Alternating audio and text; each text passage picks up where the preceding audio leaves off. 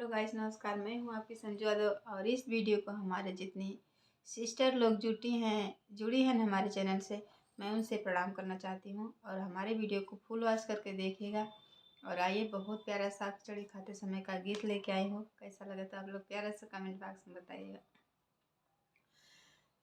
काहे दुल्हे रूसल बैठा मुहावानी पोरी के, काहे दुल्हे रूसल बैठा मुहावानी पोरी के, मुहावानी पोरी के हो मुहावानी पोरी के, काहे दुल्हा रूसल बैठा मुहावानी पोरी के।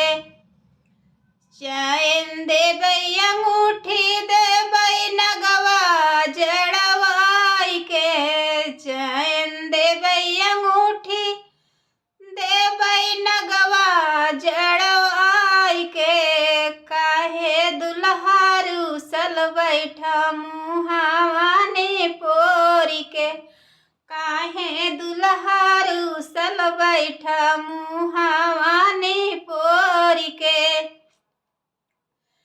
टीवी देबै पंखा देबै पत्ती लगवाई के, टीवी देबै पंखा देबै पत्ती लगवाई के, काहे दुल्हा रूसल बैठा मुहावानी पोरी के, काहे दुल्हा रूसल बैठा मुहावानी पोरी के, मुहावानी पोरी के हो मुहावानी पोरी के, काहे दुल्हा रूसल बैठा मुहावानी पोरी के, काहे दुल्हा रूसल बैठा मुहावानी पोरी के।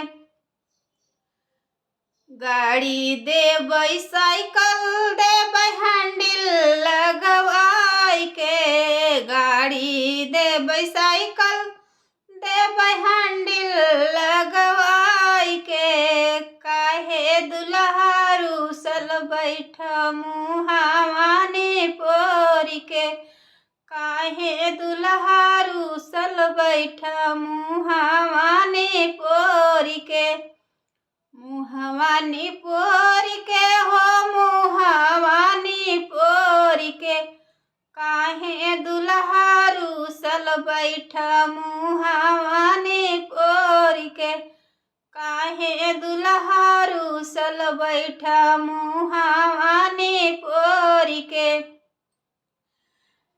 बेडवा देबै बक्सा देबै अलमारिया लगवाई के, बेड देबै हो बेडवा देबै बक्सा देबै अलमारी लगवाई के, काहे दुल्हा रूसल बैठा मुहावानी पोरी के, काहे दुल्हा रूसल बैठा मुहावानी पोरी के, मुहावानी पोरी के हो मुहावानी पोरी के, काहे दुल्हा रूसल बैठा मुहावानी पोरी के,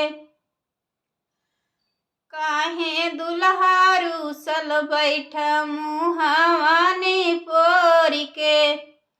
हाथी देबै घोड़ा देबै संग में लदवाई देबै, हाथी देबै घोड़ा देबै संग में लदवाई देबै, काहे दुल्हा रूसल बैठा मुहावानी पोरी के, काहे दुल्हा रूसल बैठा मुहावानी पोरी के।